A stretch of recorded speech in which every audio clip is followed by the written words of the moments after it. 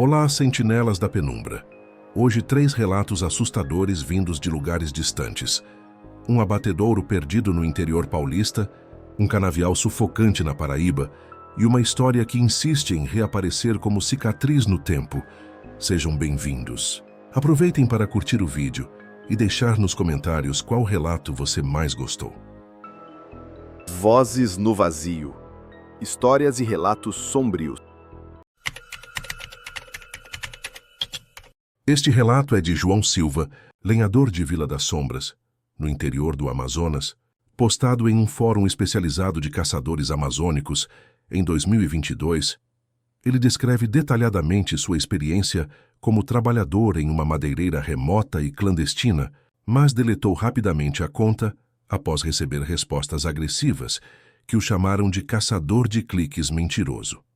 O texto completo fala de um turno noturno prolongado na mata densa.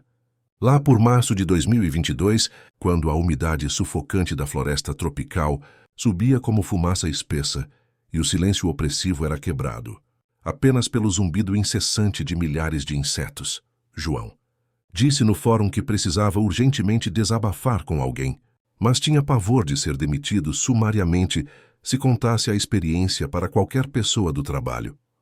Vou ler o post dele na íntegra, respeitando religiosamente as pausas que ele fez, para vocês sentirem na pele o peso sobrenatural da mata que ele carregou. É uma daquelas histórias que te faz ouvir o vento 2 vezes antes de sair de casa. Meu nome é João Silva, tenho 32 anos. Sou nascido e criado no interior do Pará. E trabalho como lenhador numa madeireira completamente ilegal, no coração do Amazonas, há exatos 7 anos. Vila das Sombras não é um nome bonito ou turístico. É literalmente um buraco esquecido no mapa. Uma vila miserável de barracos improvisados de madeira compensada, cercada por milhares de hectares de mata fechada e impenetrável. O Rio Negro corre preguiçoso a aproximadamente 2 quilômetros da vila, suas águas escuras cheias de piranhas famintas e histórias antigas, que os ribeirinhos mais velhos sussurram, mas que ninguém tem coragem de contar em voz alta. O trabalho é brutal e suado, de sol a sol sem descanso, cortando árvores centenárias gigantescas, com motosserras pesadas que vibram violentamente nos ossos, causando dores que duram dias. Cheiro penetrante de resina fresca se mistura constantemente com vapores tóxicos de diesel queimado e suor azedo dos trabalhadores. Ganho o suficiente apenas para mandar uma quantia modesta para minha família, que mora numa favela de Manaus. Mas o preço psicológico é altíssimo. A solidão esmagadora da mata, onde o dia vira noite com uma rapidez assustadora e o silêncio é tão pesado e opressivo que você consegue ouvir claramente seu próprio coração batendo, mas absolutamente nada na minha vida ou experiência me preparou para o que aconteceu. Numa noite específica de março de 2022, uma noite que ainda me faz acordar suando frio, com o zumbido fantasmagórico da motosserra ecoando dentro da minha cabeça. Era uma quarta-feira particularmente sufocante, com o calor úmido característico da floresta amazônica grudando literalmente, a camisa ensopada nas costas, e nossa madeireira clandestina estava no auge da atividade ilegal. Troncos enormes empilhados estrategicamente, como corpos em cemitério, caminhões pesados ronronando constantemente, para transportar a carga valiosa, antes que a fiscalização do IBAMA aparecesse para uma operação surpresa. Meu turno regular era rigorosamente das 6 horas da manhã às 22 horas, mas naquela semana específica, o chefe da operação, o seu Vargas, homem de 50 anos com uma cicatriz profunda no rosto esquerdo e uma voz autoritária, que jamais admitia contestação, ordenou turnos extras obrigatórios. Corta até meia-noite sem reclamar. João, o nível do rio está baixo esse mês, dá para transportar muito mais madeira valiosa, disse ele com aquele sorriso cruel que gelava o sangue. A equipe de trabalho era deliberadamente pequena para evitar a atenção das autoridades. Eu, com minha experiência de 7 anos, o novato Pedro, rapaz de apenas 19 anos, magro como uma vara e com olhos constantemente assustados, e o veterano seu Zé, homem sábio de 60 anos que fumava cachimbo artesanal e contava lendas amazônicas, para passar o tempo morto. Terminamos a jornada regular exatamente às 21 horas, quando o sol se punha dramaticamente atrás das copas altíssimas das árvores, como uma bola incandescente de fogo, mas ficamos para descarregar mais algumas toras pesadas. A motosserra zumbia violentamente na minha mão calejada, cortando metodicamente uma ipê centenária de madeira nobre, quando ouvi pela primeira vez o sussurro que mudaria minha vida. Era baixo e quase imperceptível, como vento noturno passando suavemente entre folhas secas, mas definitivamente continha palavras humanas. Pare. Virei rapidamente a cabeça em todas as direções, o coração disparando descontroladamente. Mas a mata estava completamente quieta e imóvel. Apenas o zumbido irritante dos mosquitos e o canto distante de algumas aves noturnas. Deve ser o cansaço acumulado da semana. Murmurei para mim mesmo, tentando me tranquilizar. Mas o sussurro sobrenatural continuou agora mais claro e direto. João, devolva o que não é seu. Nos dias seguintes, nosso turno de trabalho se transformou num jogo psicológico de sombras e paranoia que eu tentava desesperadamente ignorar e racionalizar. O sussurro misterioso voltava religiosamente toda tarde, sempre por volta das 17 horas, quando o sol batia baixo entre as copas e a mata ficava banhada numa luz dourada e fantasmagórica, atravessando o rugido ensurdecedor da motosserra como um eco ancestral. Sempre falavam em tupi clássico, palavras que eu não conseguia compreender completamente, mas que gelavam minha espinha como gelo. Pedro foi o primeiro da equipe a começar a mostrar sinais de perturbação mental. Acordava toda manhã suando frio e tremendo, contando detalhadamente que sonhava repetidamente com centenas de olhos brilhantes, observando-o das copas das árvores, chamando insistentemente seu nome. Uma manhã de quinta-feira, bem cedo, achamos pegadas extremamente perturbadoras marcadas na lama úmida ao redor do nosso galpão improvisado. Pegadas claramente humanas, mas completamente descalças, que começavam bem próximas do nosso acampamento e seguiam em linha reta para dentro da mata densa, desaparecendo sem nenhum rastro de volta. Deve ser algum ribeirinho ou índio isolado que passou por aqui durante a madrugada, disse seu Zé tentando soar convincente, mas notei que seu cachimbo artesanal tremia visivelmente na mão, enrugada. A própria motosserra também. Começou a apresentar comportamentos inexplicáveis. Parava misteriosamente, sozinha mesmo com o tanque cheio de combustível. E uma vez, durante o final da tarde, vi distintamente figuras sem rosto definido nas sombras profundas das árvores. Eram silhuetas extremamente altas e esguias, com olhos que brilhavam intensamente como vagalumes na escuridão. Decidi contar para o seu Vargas. Patrão, a mata está muito estranha ultimamente. Estão acontecendo coisas que não consigo explicar. Ele deu uma gargalhada sarcástica, batendo com força no meu ombro. É o calor tropical afetando sua cabeça, rapaz. Bebe mais água e continua cortando madeira. Mas eu continuava ouvindo claramente os nomes sendo sussurrados. João, Pedro, e percebi que o sussurro agora carregava uma raiva palpável e crescente. Na semana seguinte, a obsessão coletiva pelo fenômeno havia nos consumido mentalmente por completo.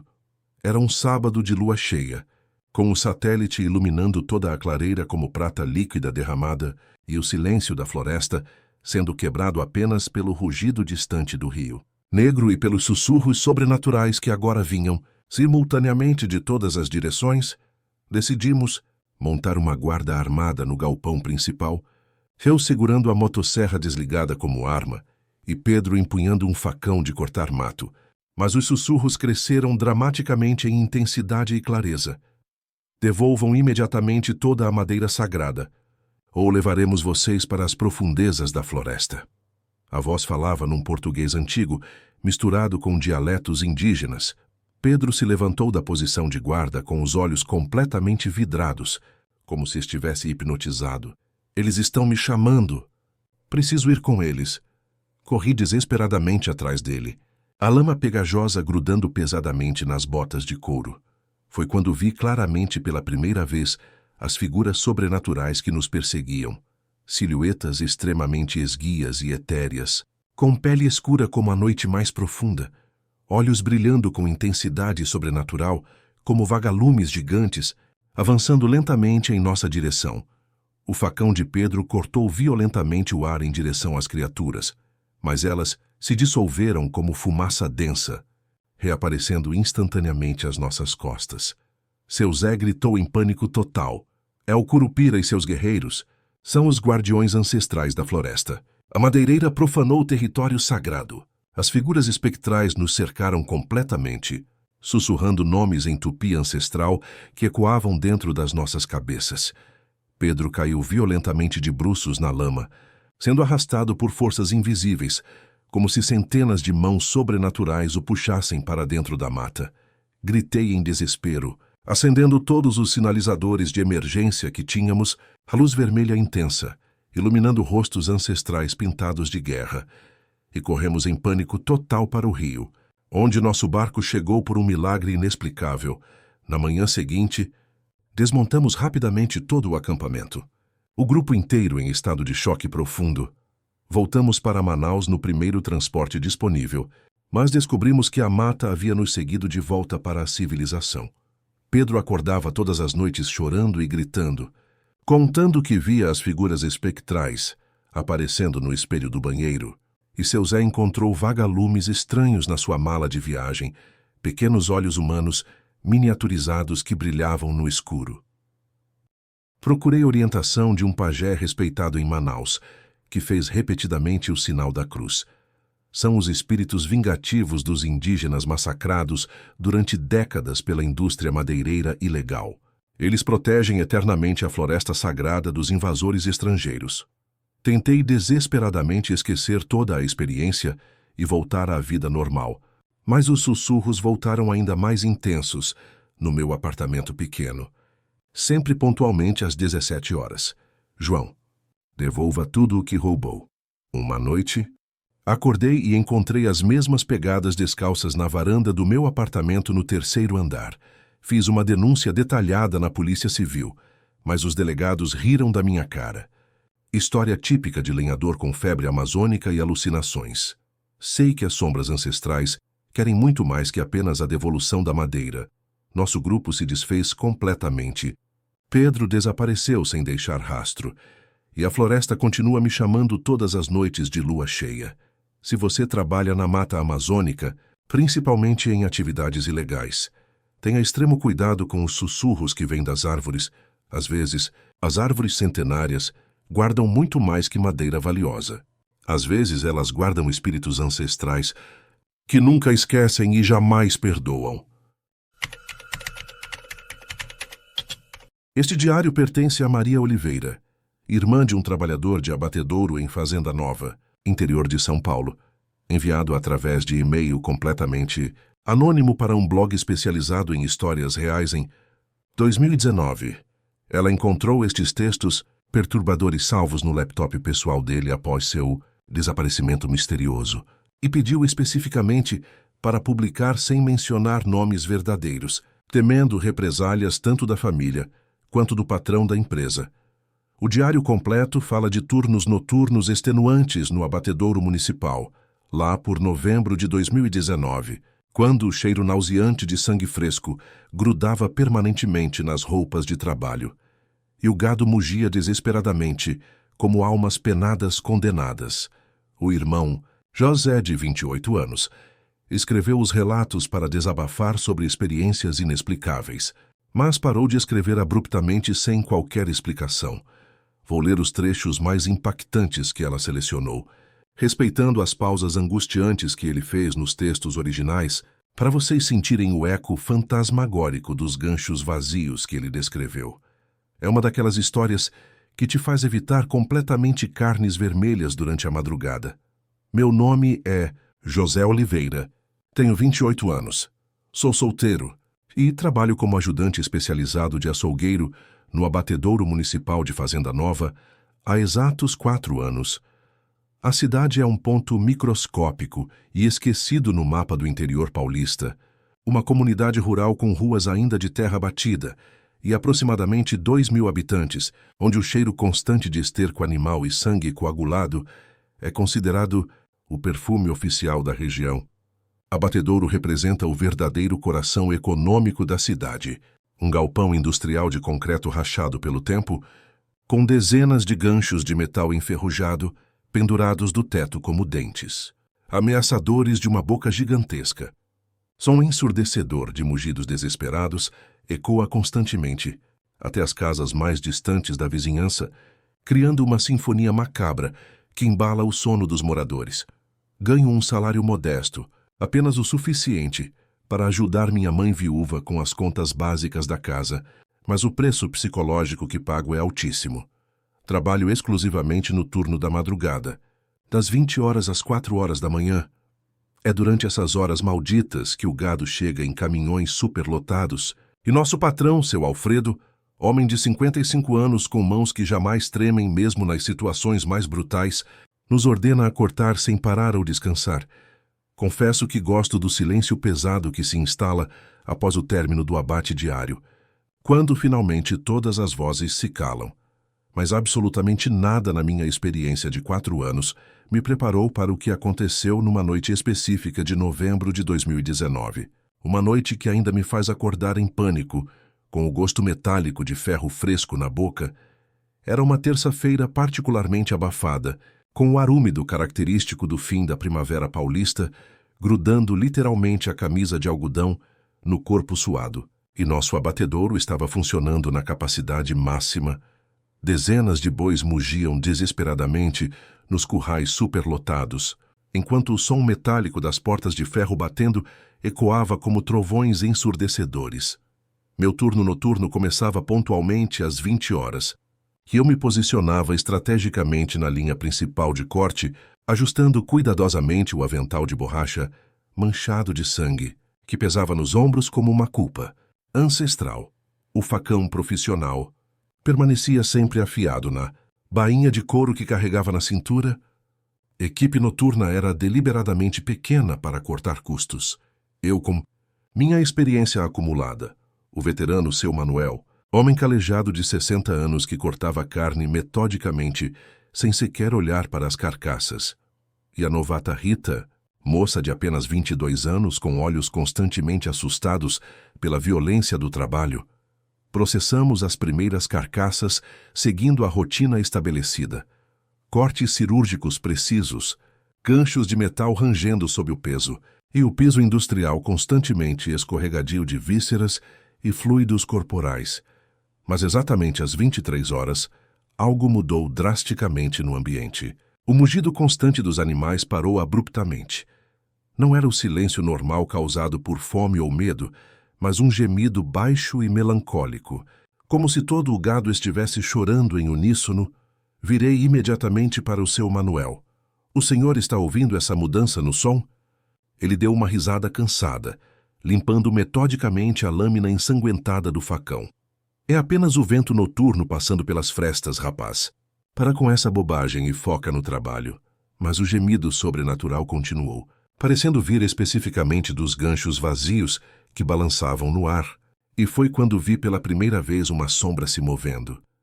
Uma figura claramente humana, pendurada pelos braços, balançando lentamente como um pêndulo hipnótico.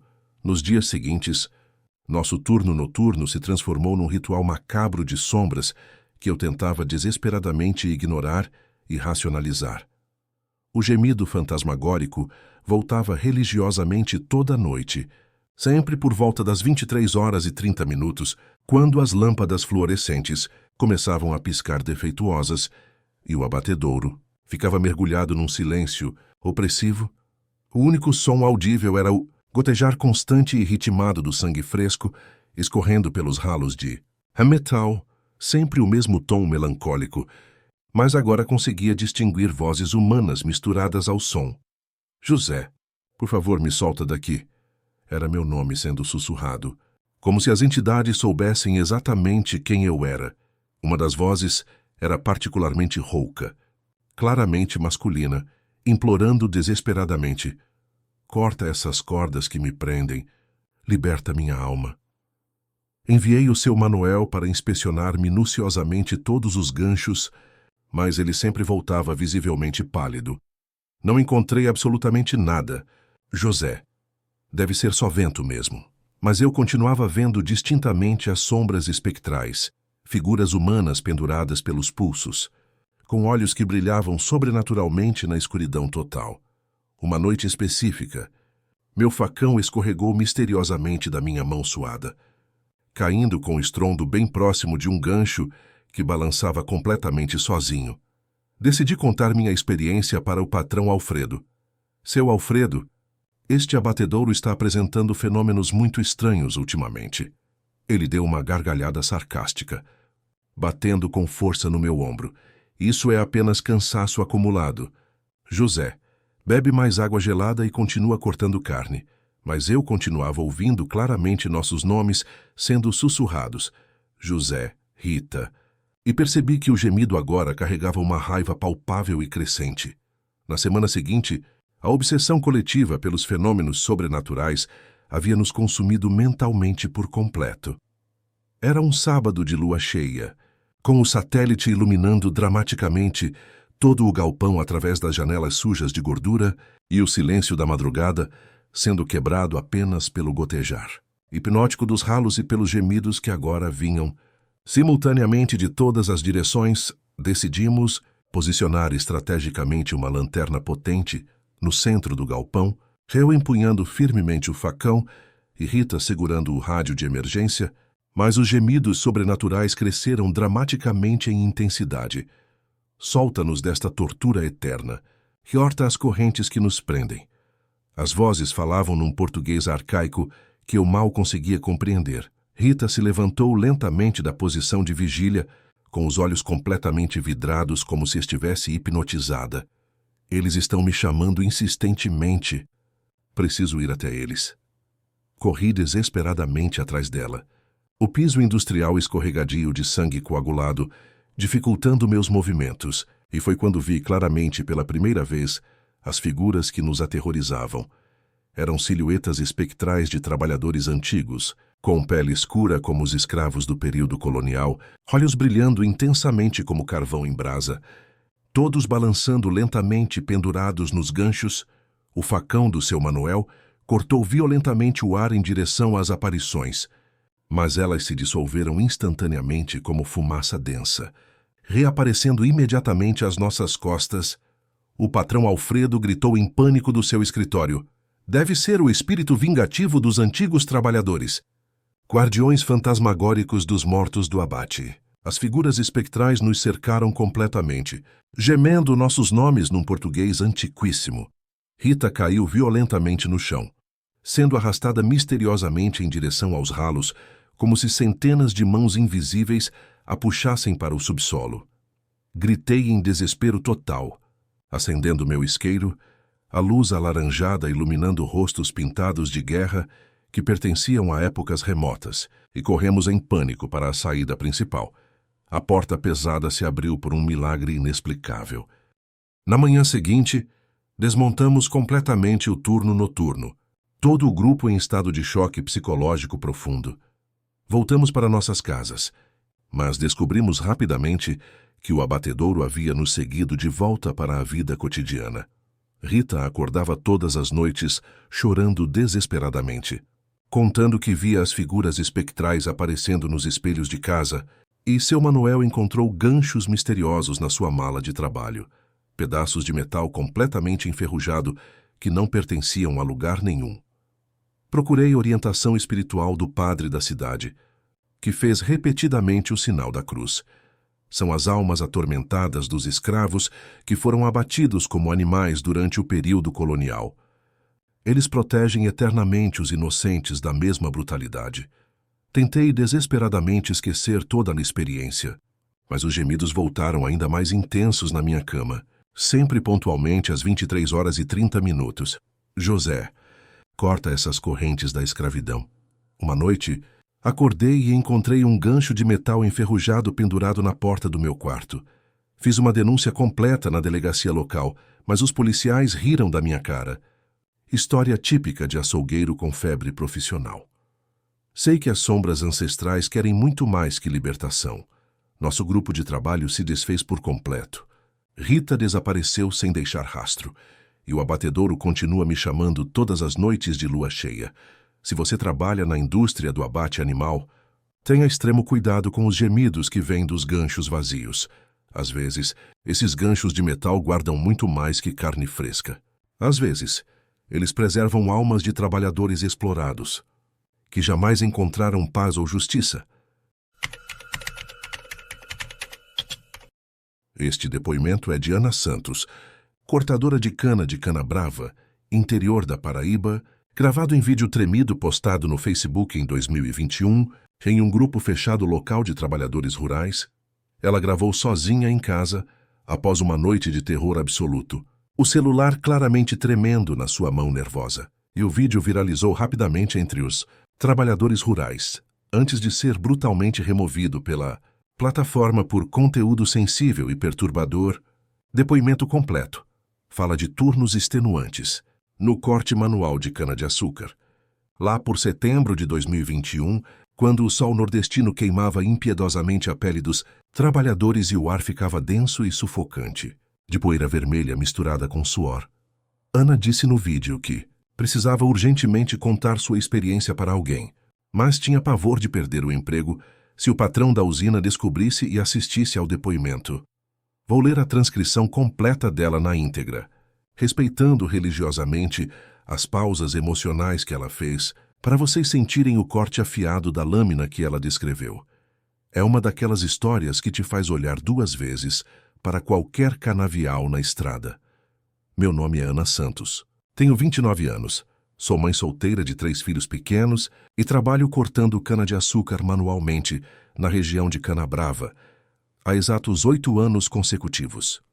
A cidade é um ponto microscópico perdido no mapa do interior paraibano, uma comunidade rural de aproximadamente 1.000 habitantes, com ruas ainda de terra vermelha que levanta nuvens de poeira quando passa qualquer veículo.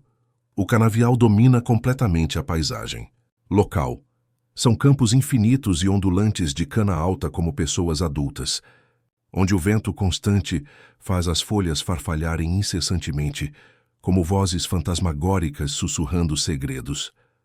O trabalho é brutal e desumano, de sol a sol sem descanso, com a foice pesada sempre na mão que corta tanto a cana quanto frequentemente a própria pele dos trabalhadores. O cheiro enjoativo, de melaço doce, se mistura permanentemente com odores de suor azedo e terra poeirenta.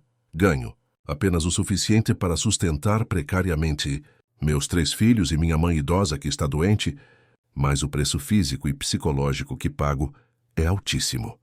O calor escaldante que literalmente queima os pulmões por dentro. E o silêncio opressivo da noite, quando todo o canavial parece ganhar vida própria, mas absolutamente nada na minha experiência de 8 anos me preparou para o que aconteceu numa noite específica de setembro de 2021, uma noite que ainda me faz acordar em pânico, com o farfalhar assombrado das folhas ecoando dentro da minha cabeça. Era uma quinta-feira particularmente escaldante, com o sol nordestino ardendo como uma bola de fogo, suspensa no céu azul, deixando toda a cana com uma coloração dourada e a pele dos trabalhadores completamente vermelha de queimadura. O corte estava no auge da atividade.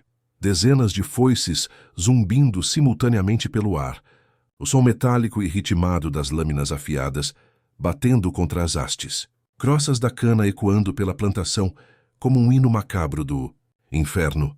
Meu turno diário começava rigorosamente às 5 horas da manhã e terminava às 18 horas, mas naquela semana específica, o capataz da usina, o seu Walter, homem severo de 48 anos, com uma cicatriz profunda no braço esquerdo de uma foice mal afiada, ordenou turnos extras obrigatórios.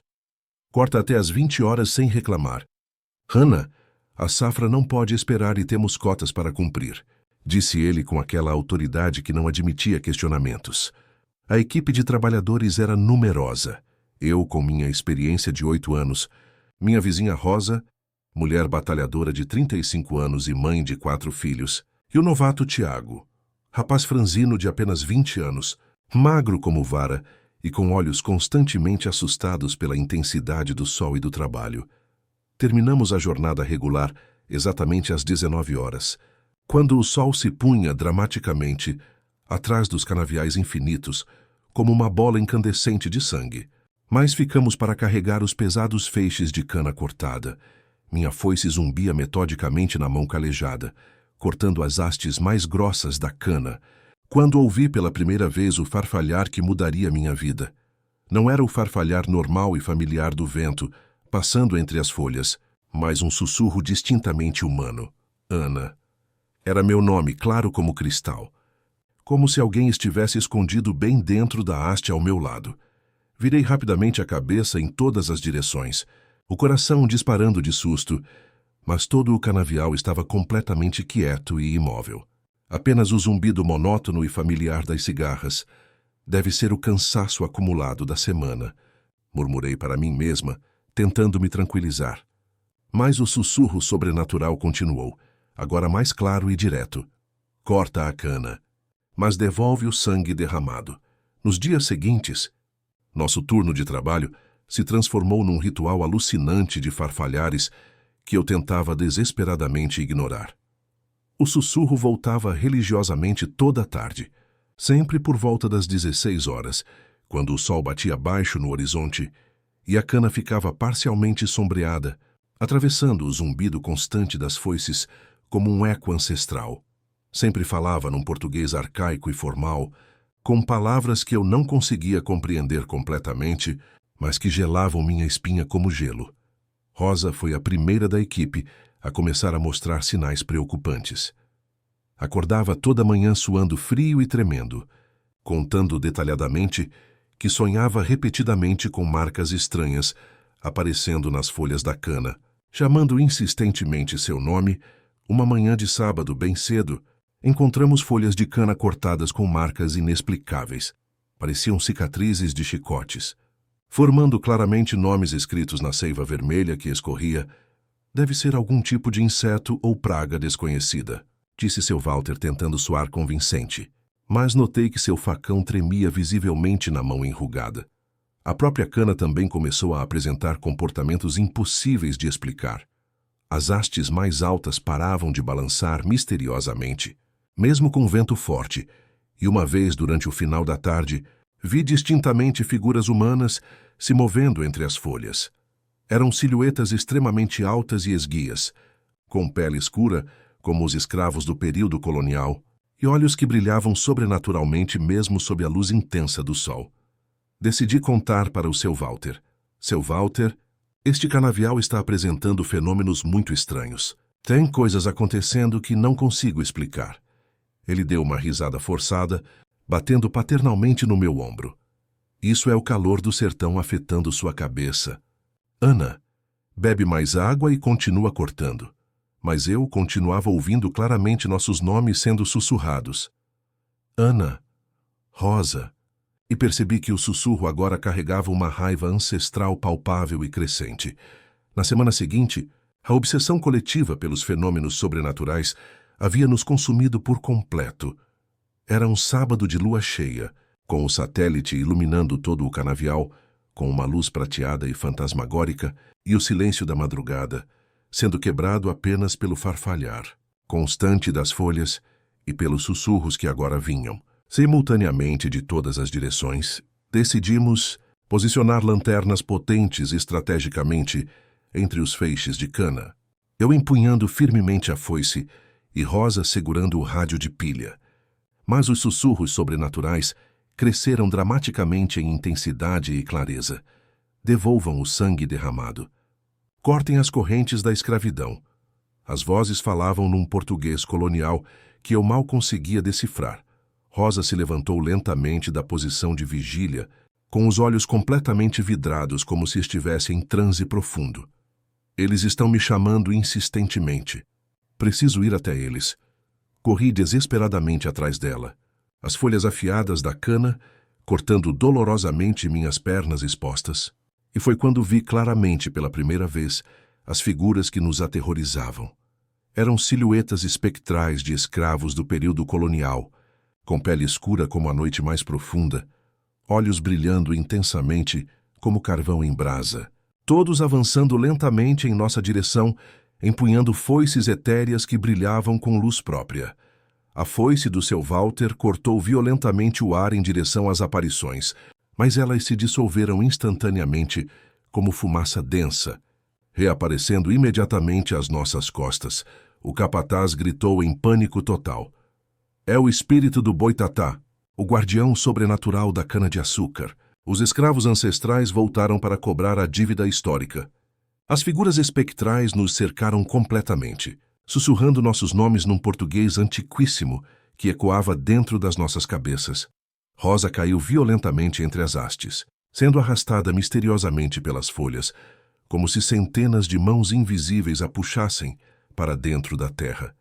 Gritei em desespero absoluto, acendendo meu isqueiro, a luz alaranjada iluminando rostos pintados de guerra que pertenciam a épocas remotas, e corremos em pânico para a estrada principal. O carro do seu Walter ligou por um milagre inexplicável. Na manhã seguinte, desmontamos completamente nosso acampamento improvisado, todo o grupo em estado de choque psicológico profundo.